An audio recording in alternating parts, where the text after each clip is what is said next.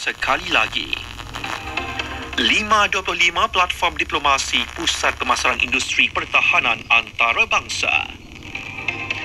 Kertas siasatan kemalangan ragut 9 anggota FRU telah lengkap.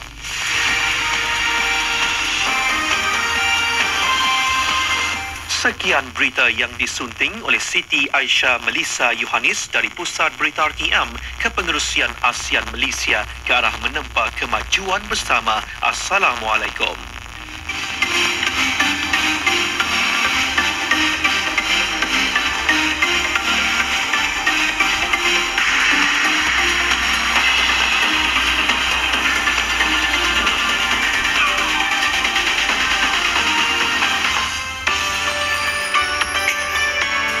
Radio Malaysia Kayan Pejiran Kelok.